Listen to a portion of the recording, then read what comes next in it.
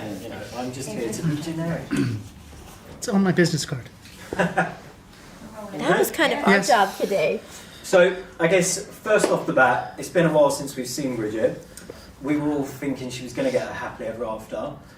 Some things, though, I mean, how did that end up for her? I'm guessing some things haven't changed because you still have two men sort of chasing you.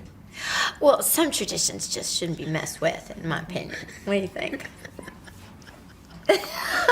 Exactly. I mean, where do we find Bridget at the beginning of this movie? What has happened in all this time? Well, I guess she's matured a little bit. She's a little bit older, professionally accomplished. She's been promoted. She's now the producer of a serious news program. She's a little less naive, probably, but still hopelessly romantic and still vulnerable and perfectly imperfect. And where do you guys sit in amongst all of this then? We're all a bit irrelevant, really. We're just there to season the drama and the comedy a little bit. But I think if you'd have almost the same film if you got rid of us altogether. Because the animated version's fantastic. I like that. It must be really hard for you, though, Renee, coming back to play Bridget and having these two guys fight over you. Terrible.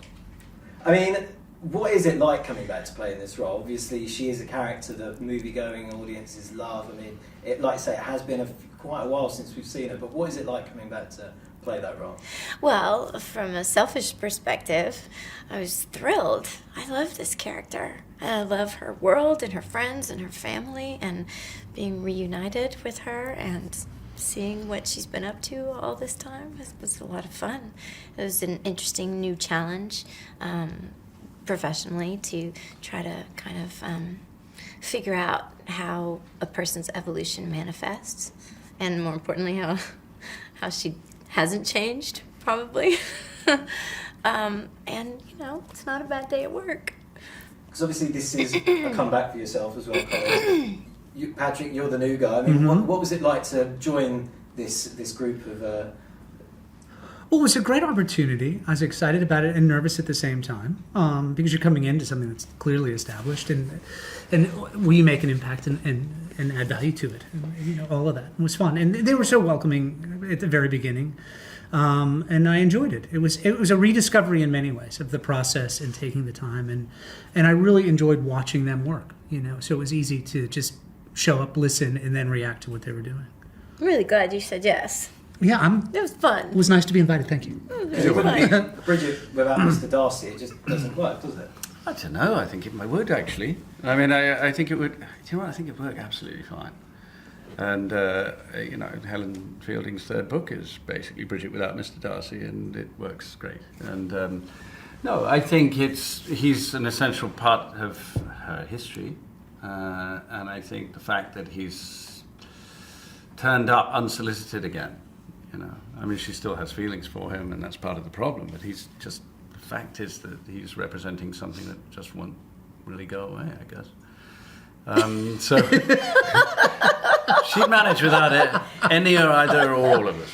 So for the audience that are about to sit down and watch the movie, what's in store for the next 2 hours? What have they got to look forward to? Bridget.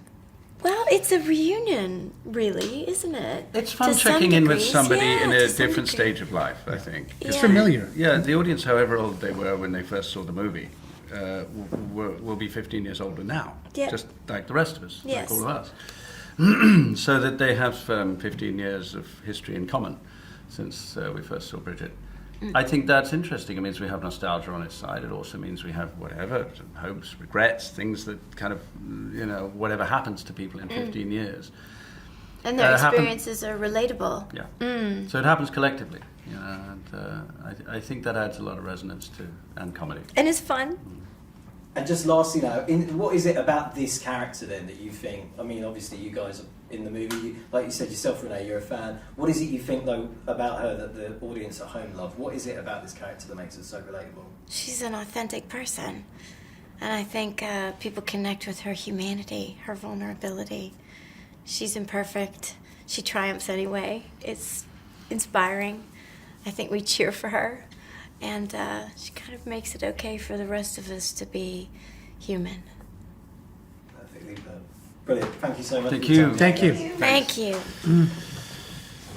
Did you know that The Hateful Eight with 3 words is the longest title for a film directed by Quentin Tarantino? All the titles of his previous films only consisted of 2 words. For example, Pulp Fiction, Jackie Brown, Inglourious Basterds, Django Unchained, or Kill Bill. What's your favorite movie directed by Tarantino? Let me know in the comments below and click here for more cool videos. Thanks for watching. See ya!